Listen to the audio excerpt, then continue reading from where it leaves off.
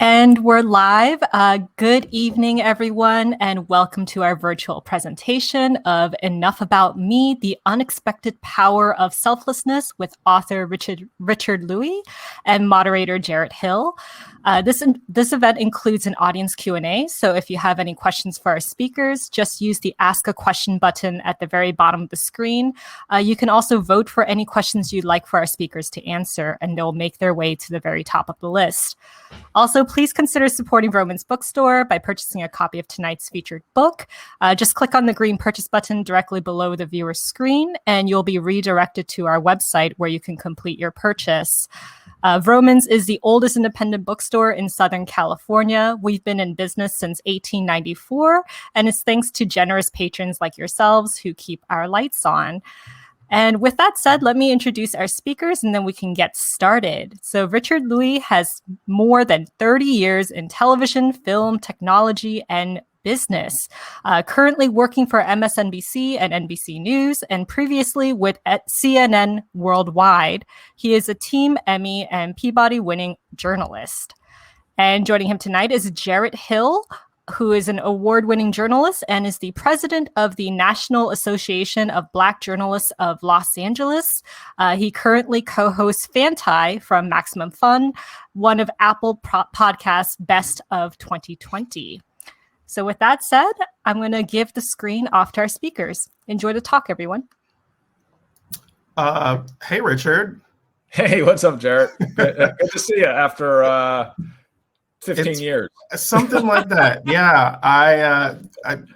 You were one of the anchors over, I believe at HL, you were on, was it? HLN, the morning show? Yes. With Robin Mead. And so I was an intern and you very graciously welcomed me to the studio and I got to kind of hang out with y'all there. And that was a very, very cool experience. So it's been a little while, but I've kept up with you. So it's great to be able to talk to you about this book. I guess the first thing I would love to know from you is, we're clear on what brought you to the situation with caretaking for your parents and how you had to figure out how to do that. I'm curious, where did it become this idea for a book? How did that begin? What was the seed there? We had a conversation and it really stemmed from, you know how sometimes things just land in your lap and you're like, okay, I guess this is the way it's going to be. And when I first started taking care of my dad, who lives in California and I'm in New York, and I would fly back and forth 2 or 3 times a month, you start to just stand there at the middle of the subway platform at 3 a.m. waiting for your train to arrive and go, you have a lot of time to think. Why am I doing this? It is doggone cold. I just finished my shift at 11 p.m., got 2 hours of sleep, now in a subway to get out to JFK to fly to 10 hours door to door to get to see my dad. And you start to, as you can probably imagine, and when we all have those moments, we start to ask, why are we doing it? And I think that a lot of those events just happening over the course of 6 years, when it came to a book, and I really wanted to challenge myself creatively to do something like this. I really wanted to, for a long time, write something, because I could really never, and you know this from broadcast TV, we don't write more than 180 words or 200 words at any time. Yes. If we're lucky. Yeah. And so 70,000 words was a whole different ball of wax. So I think it was just sort of drip, drip, drip, drip. And then it popped where I was asking my agent, and I was like, well, I would really like to write a book. And then began this sort of, well, what do you write about? And it ended up with this. I really appreciated your opening story about auditioning for CNN and what that was like. And tell me why you decided to begin the story there. That story, because we have this idea about what it might be like to anchor at CNN, right? And you've seen behind the scenes and you've been there, so you actually understand all the stuff that I was writing there, probably even before I was finishing sentences. But for those who haven't worked in the business, think it's all you might think it's all peaches and cream. And what I open with is how I really goofed up during my audition, just totally goofed up, because I thought I was on camera and everything was fine. And then what I realized is they were watching what I was doing off camera during the breaks, right? during the audition. And during the breaks, as I describe in the book, I'm sweating, I'm almost swearing, I'm shaking my fist, I'm taking pieces of paper to blot off the sweat and all this other stuff. And I didn't get the job. And my agent sits me down and he says, well, what happened? And I tell her what I was doing during the breaks. And she then says, what happened with that, right? Well, all of a sudden we got some interesting stuff back there. Let me turn off what's behind. You've got a cool aquarium happening. It's all good. Yeah, I don't know what happened there, but there we go. We'll get it back to what it was supposed to be. It's almost like on cue. I was like, what happened there? Yeah. So what happens is she tells me, Richard, they don't care what they're doing on tape because they figure you'll be able to handle it properly. But if you are sweating and almost cursing and shaking your fist during the breaks, they're taping that too. And the statement really is more about it. What happens in life is just like that audition is what is behind what's off camera. What is not like right now, that really does count. And that is the way I kick off the book to say, let's think about some of the things we can do behind what is being seen or what we perceive to be on camera. I thought what was really interesting about this book is you were talking about selflessness in a way that doesn't come across as self-serving, which I think is an interesting needle to thread. Talk to me about how selflessness began as like, oh, this is what I really want to zero in on. It's weird, right? And you can hold my feet to the fire as a journalist here, Jarrett, in that it's called Enough About Me. It's about selflessness, but Richard's talking about himself. And how does that all fit together? And the idea about the topic and the way we tried to approach it was, being selfless is also being vulnerable and laying out to other folks how you learned and made mistakes. And I start with a big mistake in my audition, and then I was a total sweaty goofball, and go on to keep on that very train, right? And I think I also didn't want to bring up examples of people that we might know and then say they were not perfect, right? Or tear them down. That's just not what. So if there's something, I'll tear myself down first because there's a lot of mistakes, and the reason that I approached it that way was also that I'm not an expert at this. I am not Mr. Selfless. I am not. But what I am is a journalist like you and trying to dig into a story or a topic. And this is really a book about a response to a selfish pandemic, how we are living through a time where violence and hate is cheap, and that we need to start to do the little things to counterbalance that. And that selfish pandemic is really related to, stories of, George Floyd is only the last year, but it certainly goes back before that, living through a racial pandemic, right? It's been going on for hundreds of years. We are living today, so we see George Floyd, but we also see Michael Brown. We also see Freddie Gray. We also see Eric Garner. We go back into the 60s, we keep on going. And then you bring in the anti-Asian racism on top of that more recently in the last 2 months. We just seem to be adding on more and more layers to this selfish pandemic cake. And so the book really was, okay, well, what can we do in a very approachable way? Like without being a, shaking finger or an ivory tower. Like I write, as you know, in the first chapter, I don't like ivory tower stuff. I personally do not like it. Don't come at me with titles and this and this and that, because I want to hear from everyday practitioners and workers at this stuff. And so the approach is that way. And that's why I began that way. That's why we picked this topic, is how is the little things we can do. I would imagine reading this book that as you are watching these protests happen around the country, recently and over the last year, and even the ones before that, and writing this book about selflessness, I wonder what is going through your mind as you're watching protests and seeing people out there speaking on other people's behalf. How do you see the connection there between protests and selflessness? that is that redeeming, because if I'm sitting here saying we're living through a selfish pandemic, right, Jarrett, and I'm saying that, violence and hate is cheap, that do you think I think, we're all damned, we're going to hell and there's no way to turn this around, right? Instead, you just hit exactly the point that says, no, the good people and the good stuff is stronger, right? And when I was out covering these marches of George Floyd, and before that with the other killings and the other beatings of before, and one note, and I know you're in SoCal and Vroman's in SoCal, is, my first story as a cub reporter was Rodney King.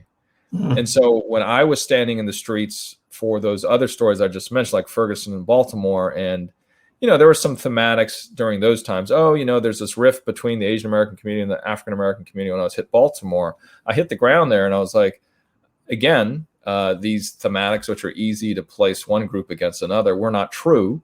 They weren't like lovey-dovey, but when it came down to what was happening to Freddie Gray, they were locked in arms saying, no, this is wrong. Yeah. Right? So we can't get over too simplistic. It's not perfect lovey-dovey, but it is not to the extreme that people say it is. And so when I see those folks locked in arms, and I see people standing up for each other about values that are important to all of us, isn't that heartening? I mean, for you also, when you're covering it and you're talking about it and you're bringing in the big voices for your show, you got to feel like, oh yeah, there's a huge, big problem that seems like we're never going to get past it. But there's all these amazing people on the flip side that are just doing some amazing stuff. I love to hear you say that, because yesterday when the verdict came out, I felt like there was a strong defense, a strong prosecution and a pretty weak defense. It seemed like we should be able to see this go the guilty route, but we've seen this not go that way many times.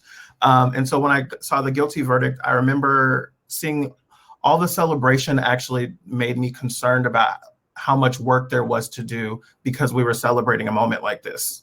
And if that makes sense, thought to myself, it cut both ways for you. Yeah. I mean, it was a bit of relief, but it was like, the fact that we're celebrating this right now shows us how far we have to go, right? Because we saw that video, we saw that defense, we saw that prosecution, and we're still not sure of the way that would go. But I really appreciate the selflessness piece of that. It makes me think about the Mr. Rogers quote from his mom. What is it when you see someone in trouble, like look for the people that are helping, or something like that? Yeah. Something like that. Yes, yeah. Absolutely. So as we've gone through this pandemic over the last year and however long it's been now, I feel like a lot of it has been, for me, about mental health and staying well as a person who deals with depression and anxiety. One of the things that I found interesting in your book was there seems to be this connection between selflessness, happiness, and longevity in life. And I thought that was a really interesting piece to talk about. Explain how you came upon that data and what it said. Jarrett, I mean, this is an self-help book, and, self-help books are typically, how do you look better? How do you live longer? How do you stay happier, right? That's typically the three things. I said, when I was talking to the team, I was like, well, I know we haven't attacked those topics, and it's a little weird when we're talking about a topic of selflessness, because it's like one of those things like, oh, you should just do it to help other people, to care for other people, right? And at a certain point, it's like, no, we have to prove it to people that there may be these other great unintended benefits. And so we looked at studies, and this from reading the book, there's a lot of studies to back up what we're saying. And the reason being is I had to prove it to myself as a journalist. Okay, you can say something, but why do I believe you? And why just you of all people? So that's why we have studies, and we have our own original research as well. So yeah, you do live longer.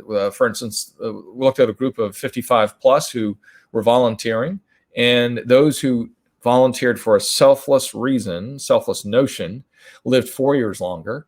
Those who did it for a selfish reason, look at me, look at my title, blah, blah, blah, blah, blah, lived 2 years less than the average. So that's one example. And in terms of looking better, there was one research that we looked into archaeological students. they were on a 1 or 2 month project, and they had to rate each other before they even got to know each other. They just arrived at the project, and one example, she was rated as a 3.5, and then at the end of the project, she ranked on the higher end of being selfless and caring for others. Turns out she also got rated a 7.0 at the end of this. So the perception that, yes, that's right, it's a pretty good jump. It pays to be selfless is the point, right? You do live longer, you do look better in the eyes of the beholder. And so we go through the book to try to quantify that so that we can understand it is worthwhile to do this as well. Just by itself, if you you push aside those benefits, it's still worthwhile. Well, you talked about the attractiveness piece, and that was an interesting thing to me. Number one, I have not finished it. I'm almost through with the book, but in that chapter you talk about Booger the turtle, and I was like, that's a rough name to give any pet, first of all. But you tell this great story about finding the turtle, and how it looked and how people treated it because of the way that it looked. And I thought it was really an interesting anecdote to be able to kind of lay out this conversation about attractiveness. Yes, I guess for me, I'm also really fascinated by that element of it, because I think that it's a way to have a conversation about selflessness that, again, is not self-serving, but also is like, there's something in it for you as well, to be selfless. There is. Yeah. What is the feedback then to that part of the conversation? I think what the response been so far is that sometimes it's just too much research. Sometimes it's like, I really like the amount of research that's in there.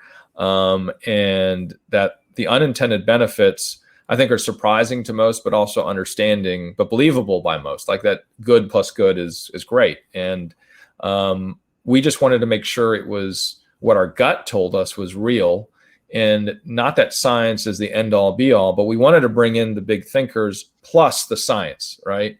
Just like we would do with a good news story, we bring in the qualitative and the quantitative together, and a great profile, a great story. In the case that you brought up, Jarrett, was Booger the turtle, who had a bite in the side of her.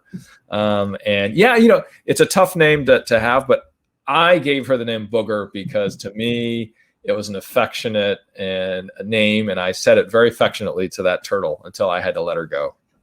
I want to remind everyone that's watching, you can ask questions down at the bottom of the screen. If you hit the ask a question button, we will get through as many of the questions as we can throughout the evening. One of the questions that we had here that came in from Jana Monaco, it says, how did you begin the book, and did you journal along the way that helped? To that question, how long of a process was it writing this book? Because there's a lot of data in it, and personal anecdotes. It was on the writing side, before we had to lock it, was 6 months. And there was a team of 10 of us that worked on it. I am, having worked at, as you mentioned, CNN and now at 30 Rock, I know that all of our stories are not built by one person, and that it's a team of great producers and great journalists, great editors, and you know that too. And so like the 10 people, and 9 out of the 10 were either gender or ethnically diverse. I had a scientist that was helping me with the original research. I had a junior researcher. I had two comic consultants. Jarrett, I have trouble with being the funny. Not it comes easy. If you watch Jarrett's show, you'll know that Jarrett, he although he's like, he's being a good journalist right now, he's still a journalist on his show, but he has so much fun. I had a couple of years of stand-up. So it worked out. Yeah. Yes. All right. So there you go.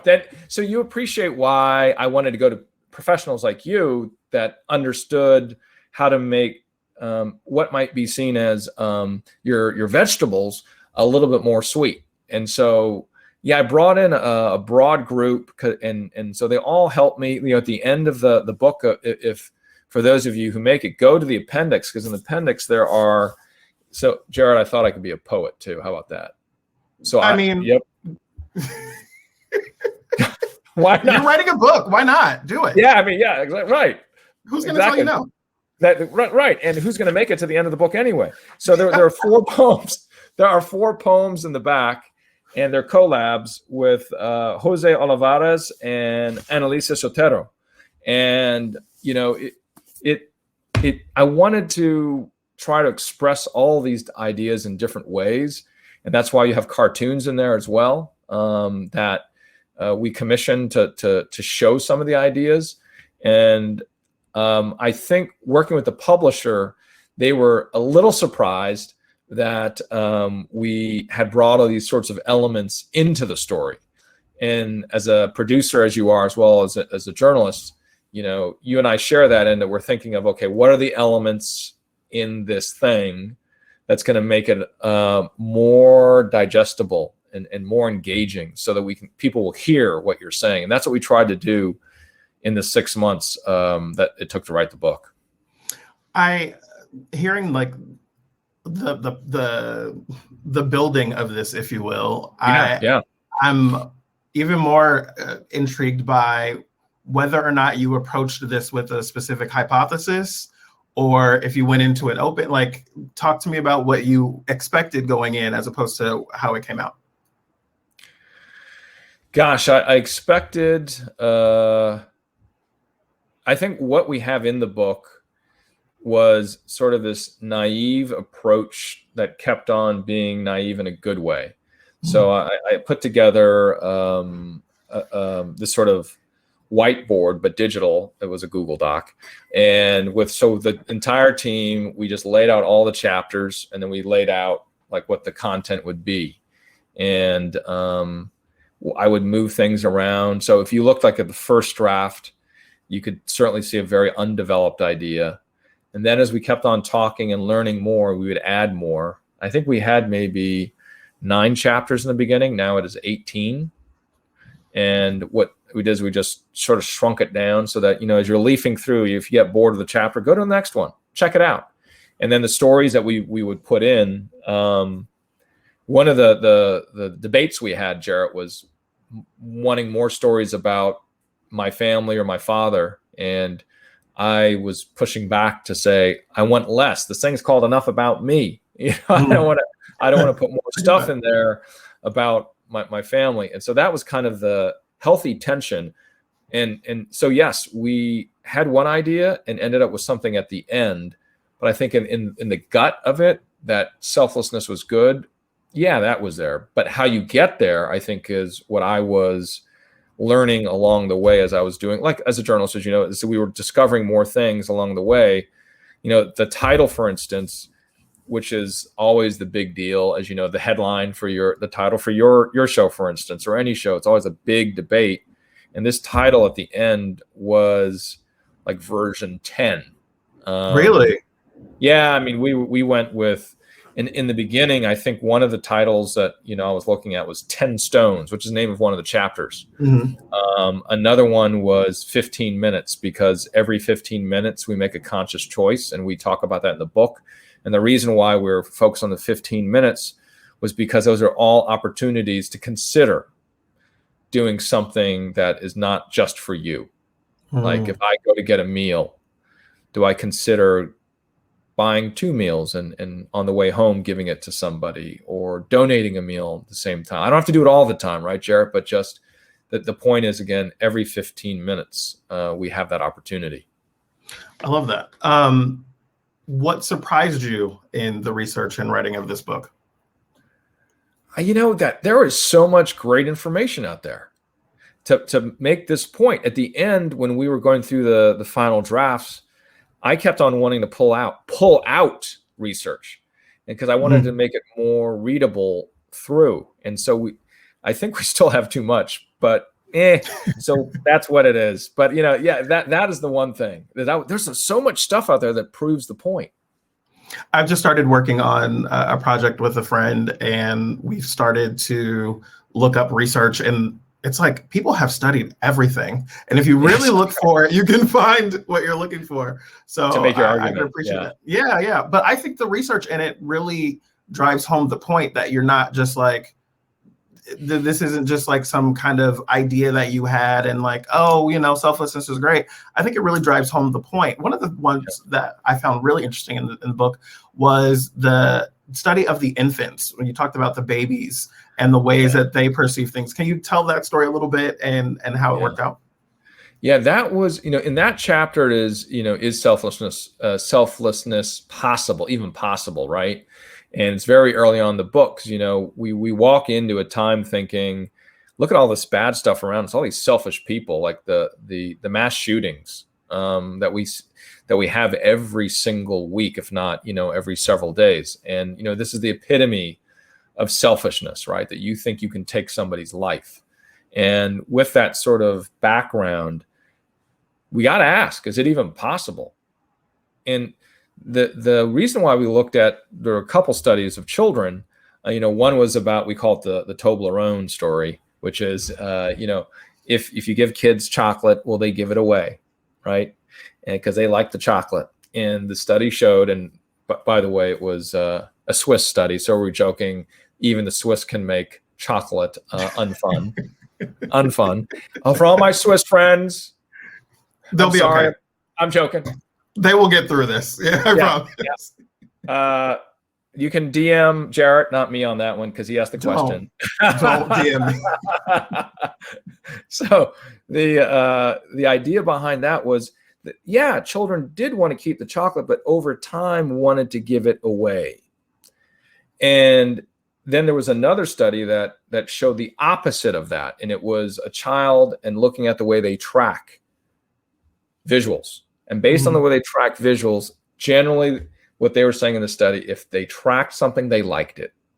And so they looked at the circle and a square and a boulder being pushed up and down a hill. And the children would track the triangle that was trying to help the ball get up the hill, not the square that's pushing it down. So that's the opposite of that, right? And so the reason why we wanted to look at these studies about children was, do we even have it inherently when we're born, right? Nurture versus nature, right? And you know that in that chapter, we go through that. We talk about Darwin. We look at Dawkins. We look at all these sort of big talkers, big voices on, are we, the nature versus nurture question. You don't walk away from that chapter going, it's one or the other. But what you do walk away with is, oh yes, it is certainly possible. And whether you are born that way or not is not the question at the moment. The question is, what will you do in small ways, in bite-sized ways to get there? And that is, if there's one thing that we learned, Jarrett, to your previous question, is that we learned it wasn't going to be these big, amazing, sort of Martin Luther King, Desmond Tutu, Mother Teresa. Yeah, right. You're not going to do these. You're not going to be that, or you're not. You will. I won't be. And based on that is little by little. That's and I bet you, if you look at, well, obviously, what is better, the most well documented video wise is certainly MLK. Like MLK was not MLK every day. He showed up at church and rally over and over and over and over again. Then his moment came, and he shined. And the same is true with the stories about Mother Teresa. And so Mother Teresa wasn't Mother Teresa every day. And the point is, in the book is, okay, if that's probably the way they lived, how do we do that too? So that we're ready to do the big thing. And the example that I bring up in the book often is, and in discussions, are the healthcare workers in the last year. Why are they're talking to us on their phones, right? And they're crying and they're worried. They're not sure what the virus is, but they're going to work. They're really hurting and finding great emotional duress because they can't even help humans see humans before they die. And then they go home. No, and then they put down the phone and they don't go home. They go right back into the hospital. Mm-hmm. And what that is showing is what they did every day in their career, which is to expose themselves to other diseases potentially. When it came to the biggest disease of our time, they had the muscle set. They knew they were built to help people and put themselves at great risk. And many lost their lives. But that is that idea of muscle sets and when the big thing happens, you're there. And we've had stories, and I tell them in the book about, the Colorado retired ambulance driver who drives from Colorado to New York in April, because April was exploding. And he signs up for 30 days. He hit day number 20. He signs up for another 30 days to help us, because, I'm sitting in my desk where I wrote the book, and outside my window, I would hear the sirens every day, every hour, right here in Upper West Side. And so he knew that we needed the help, and he drove in his cars. I believe it was like a Honda Accord. I can't remember what it was.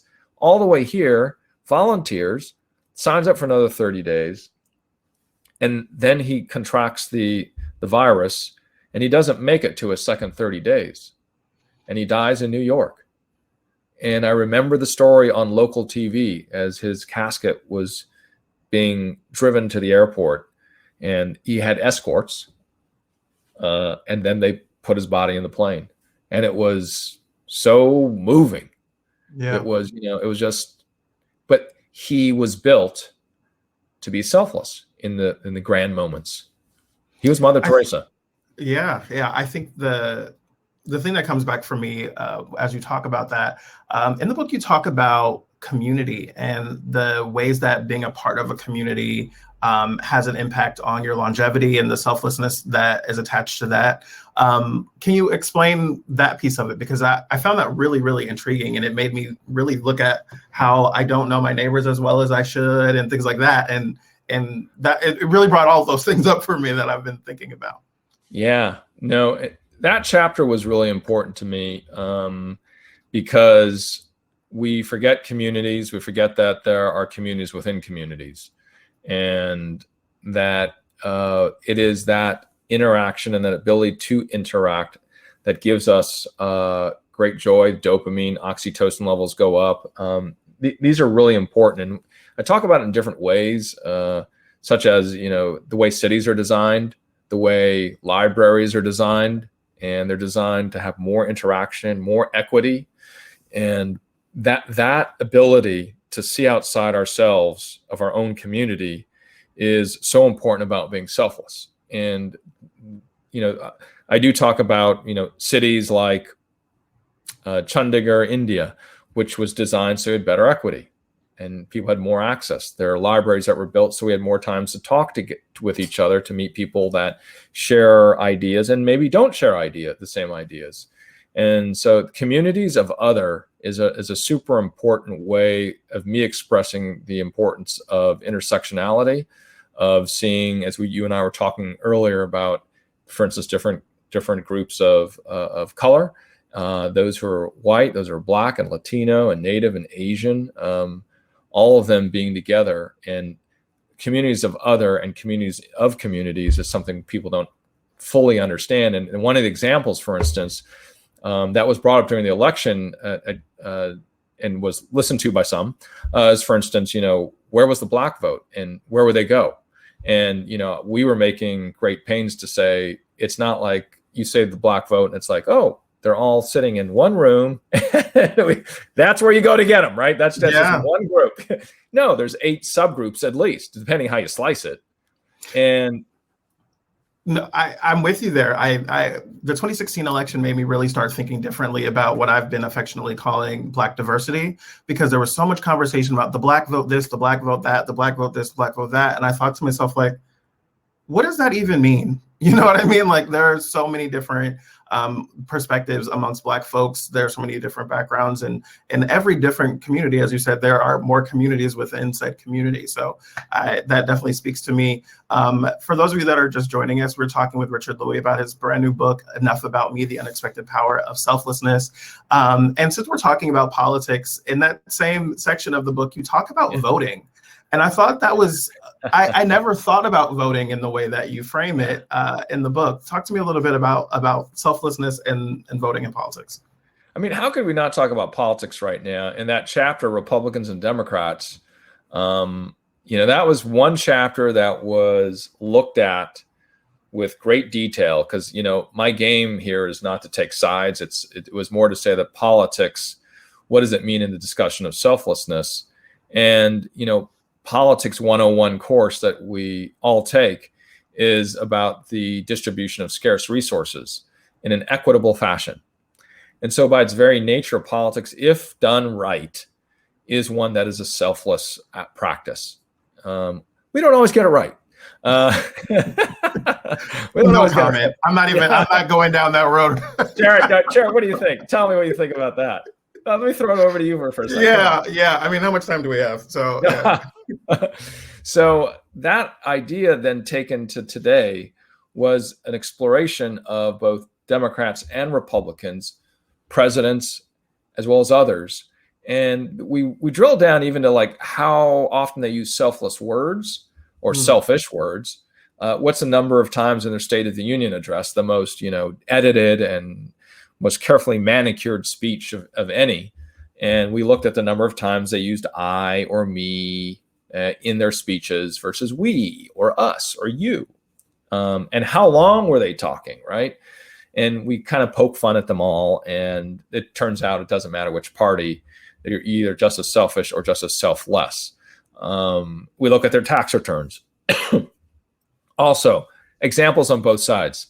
But the point being, when it comes to voting, which you're really aiming your brain at on this one, is you're right. Voting and participating in politics is a selfless thing to do because you are trying to serve others. And voting is certainly that idea of, getting in there, right? And then serving, theoretically, when done in its best way, is about serving others and is about others. And that's what we try to make in that. That's the point we want to make in the chapter.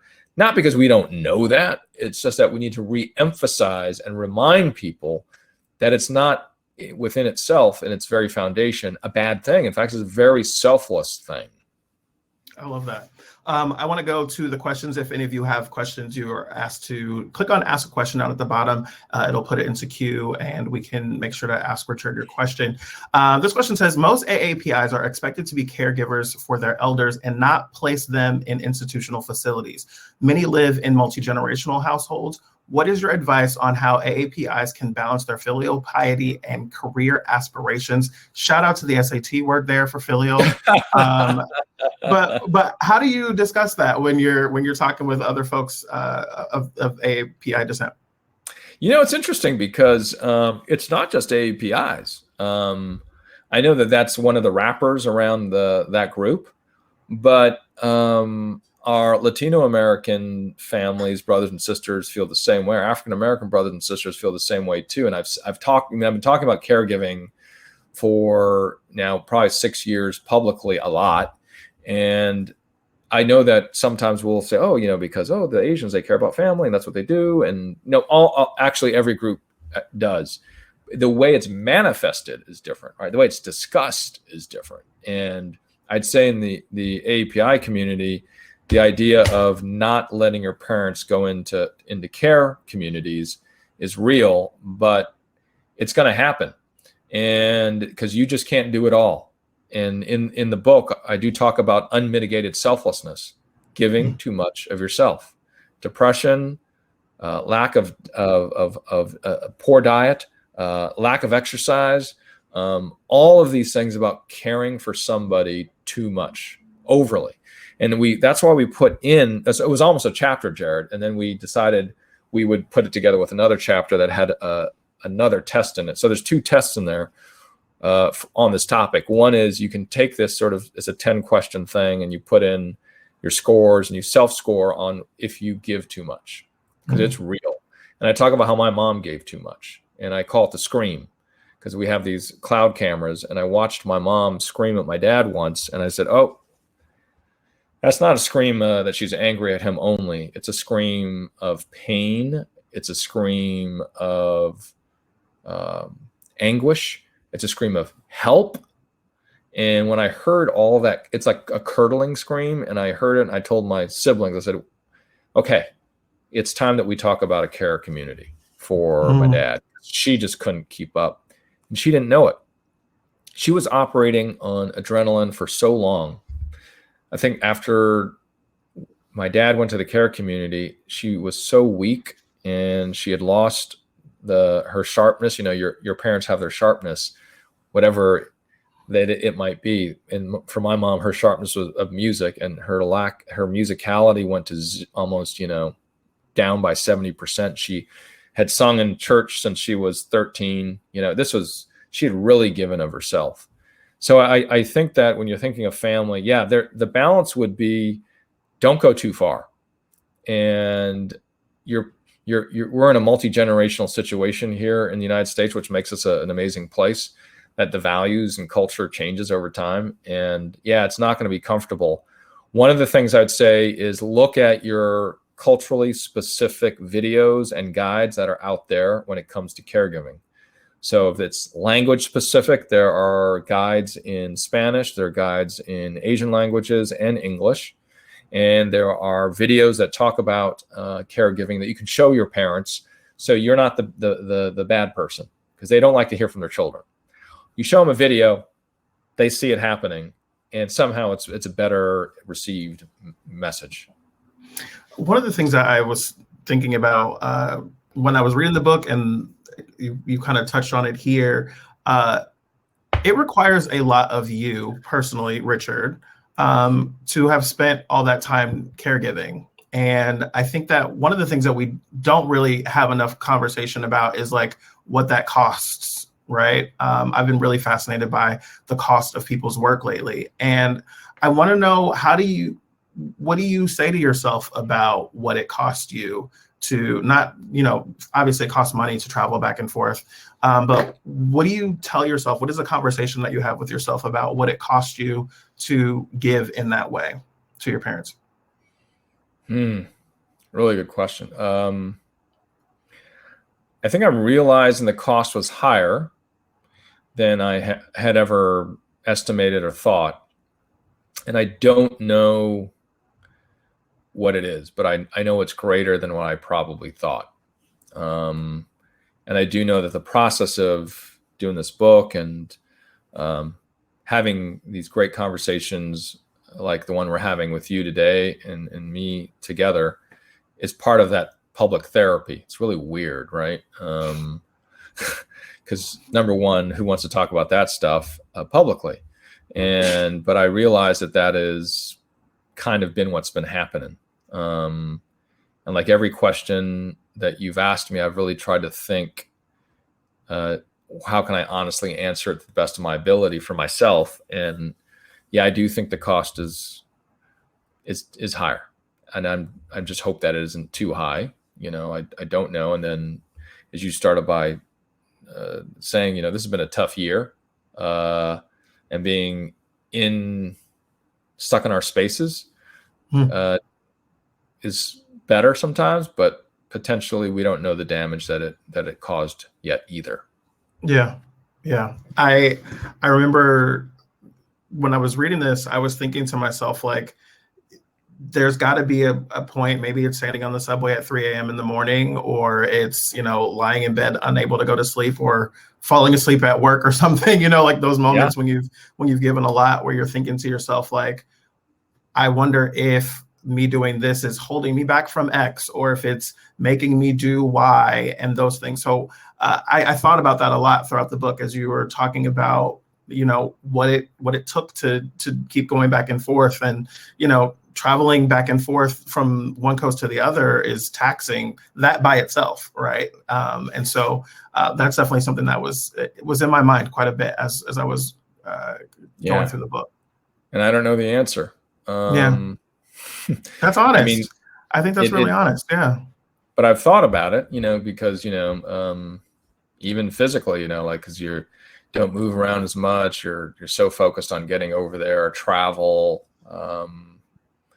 It was a lot of travel. It was a lot of travel, Jarrett. And, we kind of like it, but we don't like too much of it. I hear you. I am going to read this one cold, so let's hope that it doesn't go left. I see a question here from Rich B. It says, thank you for this talk, Richard. I was the sole full-time caregiver for my father and then my mother for the last 12 years of her life. My siblings were not involved at all. I hear this is more common than not. Have you heard that in your research and travels? Great question, Rich. Thank you. Yeah, there's, me and my siblings don't get along about this. We still try to work to the best of our ability. And The one thing I have realized is that just like, because we're people and we're not machines. Just like in the book, I described that, selflessness is not a 1 or 0. It's so long as it's 51% selfless, it's okay. Go do it. Because we're not these perfect machines. We can't be that way. And often that's polarizing for us in ways that keep us from building up muscle tone so that we can be selfless. Because selfless doesn't just happen because you think. You, just like anything, got to exercise to get it done. And I think that is also true when it comes to being able to care for somebody else, that you change. I mean, there's days that you do want to do things and there's days that you don't. And that's okay. You don't need to be like steady Freddy, because we're not machines. And so with my siblings, I have, and including myself, I've had good months. I've had bad months and good months. And I just have to give myself that acceptance of trying my best, and I can't be perfect. And the same is true for my siblings. And so, yeah, I've had that experience of it all being on one side, and then sometimes on the other side. Yeah. I feel like this was an interesting kind of dive into something that is really personal for a lot of people, but also, is obviously for other folks. But I felt like I learned a couple of interesting things about you in this book as well. One, you drag raced. Yeah, I did. I didn't see that coming in the book. What, does that look like a drag racer? I didn't expect it, Richard. I didn't see it coming, but that was a cool thing to learn about you. You broke up with a friend over pineapple on pizza. I didn't see that coming either. But one of the really interesting, like, quirky things that came out of this book that wasn't about you, but it was a part of the research that you did, was about mirrors next to elevators. And I thought to myself, this is something I'm never going to forget. And it's the most random of pieces of data. Can you talk about that piece from the book? Well, so the problem was elevators were so slow in New York and they couldn't speed them up. The technology was no better, but the buildings were getting taller. And so people were getting impatient. And so the elevator manufacturing companies were like, well, how do we fix this? What are we going to do? And a good example is 30 Rock. That was actually one of the examples. And they said, well, let's put mirrors next to them, because if you put a mirror, people just look at themselves and they'll just, and the time will just melt away.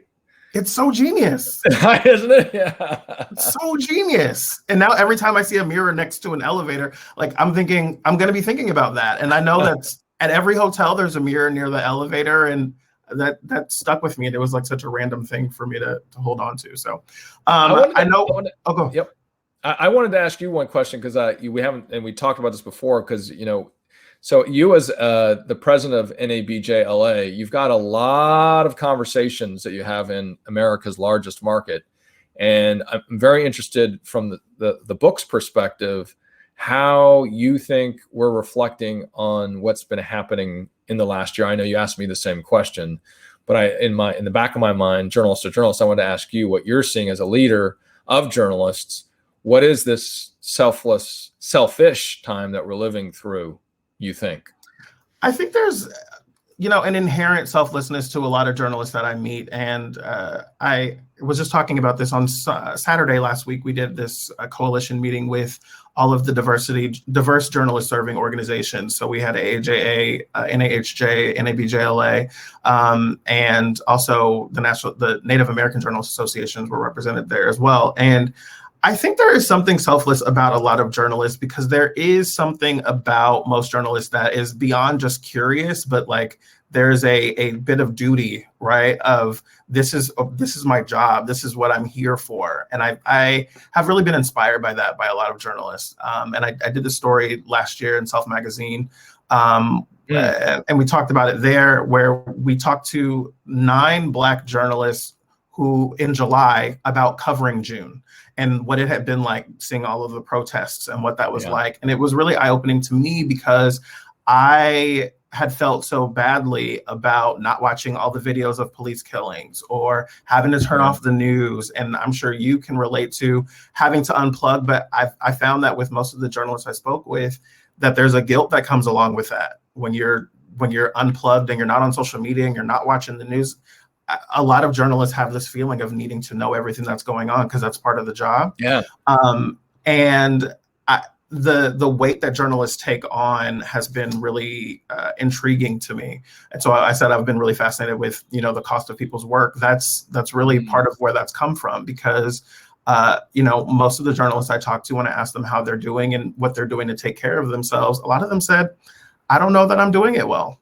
And that was the honest answer. So that I've appreciated that quite a bit. I know we're almost out of time, but I do want to also give you the opportunity to talk about Sky Blossoms, because I know that is a big project that you've been working on. Can you tell people what that is and when it's coming for people to see it? Yeah, Sky Blossom is about 11 through 5 caregivers, family caregivers age 11 through 26. And they are from every major region of the country: Midwest, South, East, West, Pacific Islands. They represent all of the major groups of America: Latino, Black, Native, Asian, White. And you follow this journey.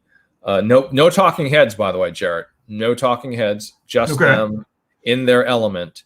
Rihanna from LA and Long Beach, California. You watch as she's taking care of her dad.